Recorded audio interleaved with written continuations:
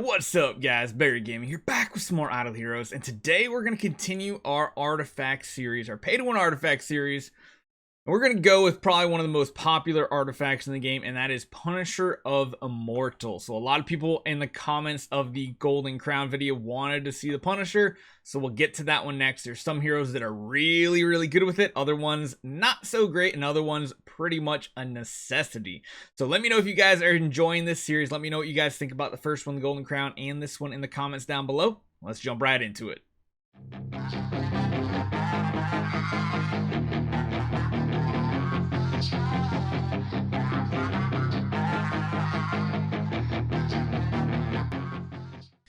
Okay, so let's go into not our hero list, our bag. We're going to go over to our artifacts and we're going to check them out. So first off, we're going to take a look at the basic Punisher of Immortal staff. So this one here is a very, very offensive, bursty type artifact. There's other ones that are better for pure PvE, but certain heroes really synergize extremely well with the crit and crit damage for this. You're getting 21 attack, 15% crit damage or crit, and 50% crit damage. So that is really, really huge. That 15% crit is going to come in extremely handy when you're already talking about Aspen Dungeon, getting like a 40% just from the potions in Aspen Dungeon. Is going to help a ton with Transcendence heroes.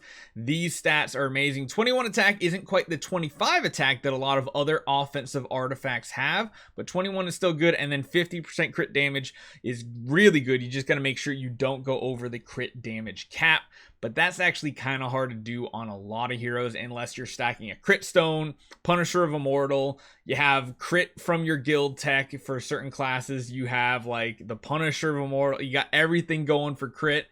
There's a chance you can hit the crit cap, especially for heroes that might buff themselves by crit or crit damage. Or if you have Rogans on your team as well, you can also hit the cap. But this artifact is absolutely amazing. Even as is, it is very, very strong.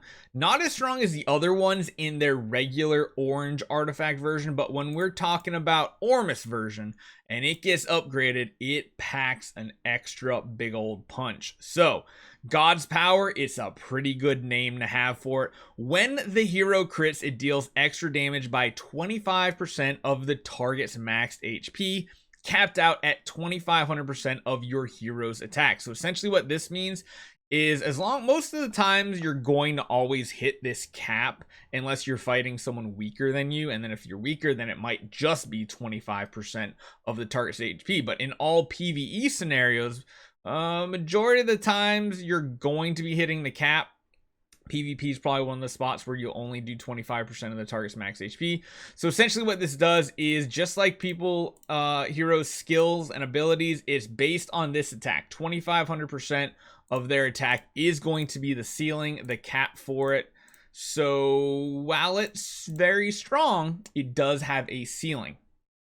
Now, this extra damage ends up being a ton of extra damage when we're talking about Tower of Oblivion, even Sealand, Aspen Dungeon, Void Vortex, Tower of Dream.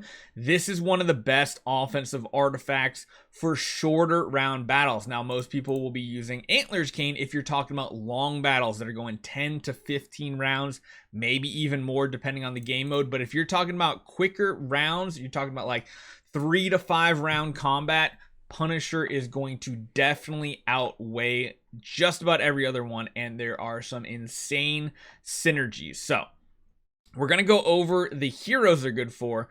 I'm going to actually start with the Transcendent heroes because this is probably one of the most heavily Transcendence hero artifact. Vesa, not really one you're going to use it on. Usually you're going to either use an Antler's Cane or a Crown or an A and B on her. You're not going to be using a Punisher. Jara, however, does a lot of damage. She does a lot of damage with her Rui Scepter, and she does even more damage when you put a Punisher staff on her. But like when she first came out, a lot of people were using her with that Punisher staff just for a round 1 active. Most people are going to more of a let's get an active every round with a Rui Scepter, completely lock down the enemy team. So while it is good for Jara, it's not the best by far.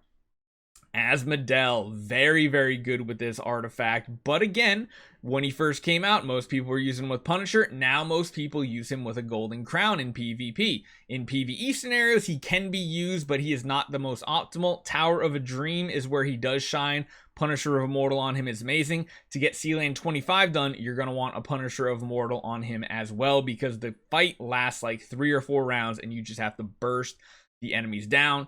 Scarlet Queen, not exactly one that uses it often. Usually she uses a tanky artifact or a demon bell for actives. You can use it on her. Once again, she does really well in Aspen Dungeon if you need to get that done with her with a upgraded Punisher, but even a defensive artifact works better on her. The one that really shines out of all 5 of these Transcendents is going to be Sword Flash Shia. So you are definitely going to be using this artifact on any fight you're using her with that you're not going a lot of rounds. If you're going a lot of rounds, chances are you're going to be wanting to use Antlers Cane, but much shorter battles in Vortex, in Tower of Dream, it is going to be the better option for her. Now, Sealand, you're going to use Antlers Cane. But again, it's all down to how the combat goes. The shorter the combat, the better the Punisher ends up being. The longer the combat, the better Antlers Cane ends up being. So as far as those go, every one of the Transcendence heroes can use it. Is it the most optimal setup for them? Absolutely not. Most of them appreciate damage reduction artifacts the best because they're already very tanky and attack-oriented heroes. So you can use it. It's not a must. There are a couple heroes that are a must, and one of them is on this list right here, Tix. Tix is an absolute must, pretty much, to get an upgraded Punisher. Even if it's just a 1-star glittery upgraded artifact Punisher, it just changes Tix so well. His basic attack will do tons of damage. His active attack will just completely obliterate enemies, and he does amazing all the way up to Vanquisher in Void Vortex. He does good in Tower of Oblivion, not Tower of Dream. He does good in Sealand all the way up to 20. However, you don't actually use Punisher on him in Sealand. You use a different artifact. We'll get to that later this week. But it is his go-to artifact for a lot of content. On Kirimaro is not really one you want to use it on. Eloise definitely not. You want her tanky. You can use it on Ithaca, but again, Antlers Cane is going to be the better option, and really nobody else here. Nobody else are going to use it. This is one artifact where it is explosive in the right hands, but kind of useless in a lot of other hands. Like Horus and everybody, not that great. Saya, I've seen some okay stuff with her, but definitely not a top pick. Same with Eloise, or not Eloise. Fiona, definitely a no. You can use it on Inosuke. It actually does provide some really big shields for him at times. But seeing that it's easier to cap out his shields now, it's not that great. Sherlock can be an excellent candidate for it if you are trying to push solo Sealand 20 in the Force faction. Yes, him with an upgraded Punisher does a lot of damage. You can see a couple of videos like that here on the channel, so go check those out. He's a good option. I've even seen Punisher stabs Utamaxes. It's weird, but it does work. It's pretty good. And of course, we do have Penny. Penny can do really good with it as well, although I do prefer Kiss of Ghost nowadays on her. But it does increase the chance of her to crit, and everything about her is about crit, because you need her to deal crits to do big AoE damage. So it does help her. Not necessary, but it is pretty good. Now, Waldeck we thought would be good, but it really is not that great. Every one of his attacks only hits a single target, and his secondary passive damage hits everybody else. So it only hits one target, not really optimal.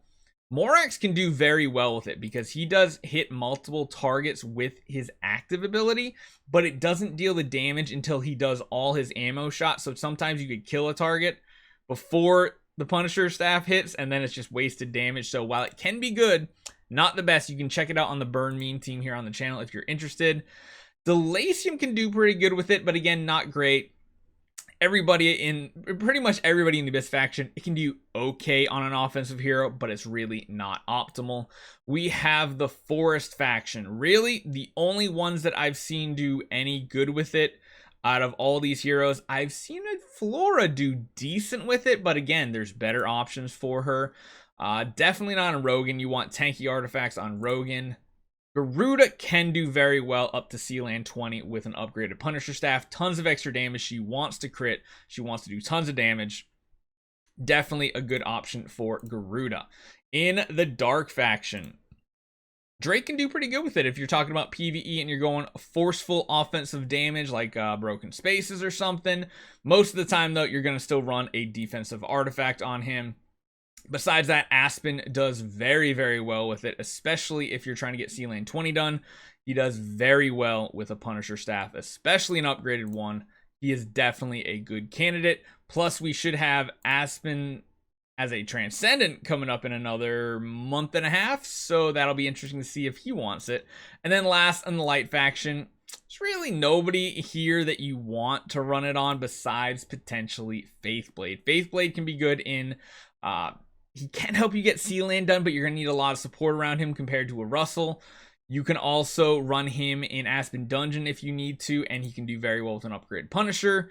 Russell, you can use it, but again, Russell, you typically want more defensive artifacts on him, although C-Land, it would be a great pick. So, overall, it's, again, not as useful as an artifact like you know, Crown or something like that, but it definitely still has its uses, and when it is useful to a hero, it is like 10 times better than anything else could even come to. So even though it's a smaller group of heroes that will use it, it has a bigger impact on their performance. So hopefully you guys enjoy this one.